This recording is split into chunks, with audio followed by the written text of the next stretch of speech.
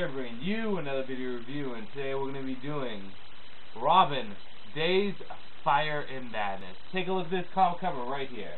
Now, Days of Fire and Madness is the final part to the, lack of a better term, trilogy done by Bill Willingham for Robin. And this kind of cultivates all of the plot points and elements that were established in the previous two story arcs, which were Unmasked and To Kill a Bird.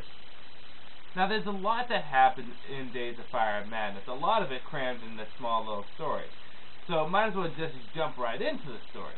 The first thing I want to touch upon is the veteran part of the story, which, if you read To Kill a Bird, it kind of left off on a cliffhanger on whether or not Robin would join the veteran or go and do his own thing.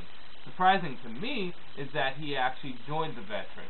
Now, if you don't know who the veteran is, that's okay. He's not a huge character in the DC universe, but it's worth pointing out the veteran's backstory.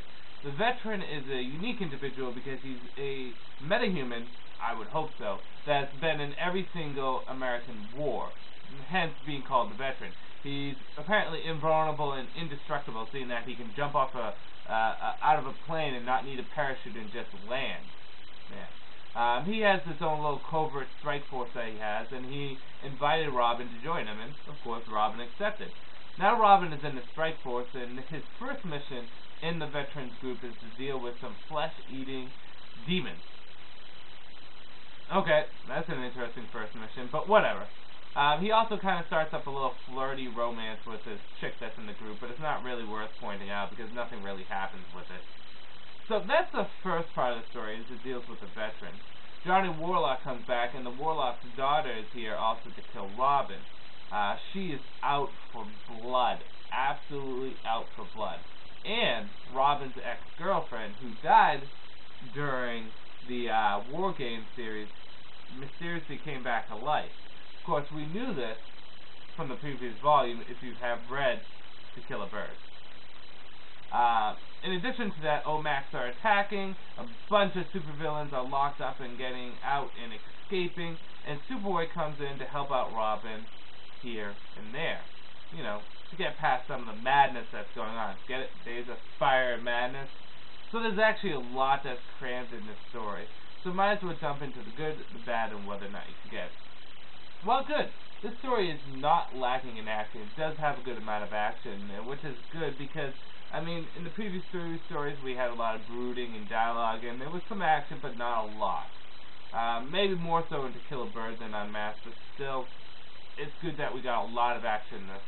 I was interested with the veteran, not so much with him with Robin, but just interested with him in general, and I would like to see more done with him.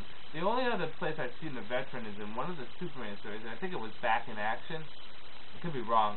Yeah, I think it was Back in Action, but the veteran really wasn't used too much in any other DC stories, and I would like to see more of him. So he's an interesting character with this group.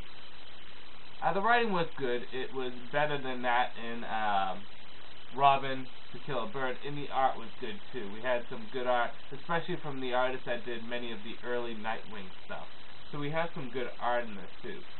I would also have liked to see stuff done with the Warlock's daughter, because she was an interesting character, and once I'm starting to get hooked on her, nothing's really done with her. So that was kind of good that they included her and they kind of gave her more character, but it really didn't go anywhere, which leads me to the bad. Bad is that this really starts off good, and it introduces so much stuff and builds off so much stuff, but it kind of just ends. The veteran stuff kind of just ends. The Warlock's daughter stuff kind of just ends. Johnny Warlock kind of just ends. It just ends abruptly. There's no really satisfaction or conclusion to this. It just kind of ends. So, oh well. On whether or not you should get it. Well, what I can say this is alone it's not as good as Unmasked. However, when you put the whole trilogy together, it works best out of the three with the other two books. It's probably the best connecting to the other two books. It flows best with the other two books, and its story is pretty good when reading the other two books. I only recommend getting it if you read the other two. That's basically just, that's really where it comes down to with this trilogy. Unmasked is probably the only book you can read on your own and not need the other two books to read, because it kind of ties into War Games. But these two, if you're going to read them, I recommend getting them altogether. On the whole, the trilogy wasn't horrible, but it wasn't good. It was just mediocre at best. So, do I recommend picking up Days of Fire and Madness in the trilogy? If you have a little extra cash on your hands. But other than that, I wouldn't bother. This is Andrew saying, peace out for now.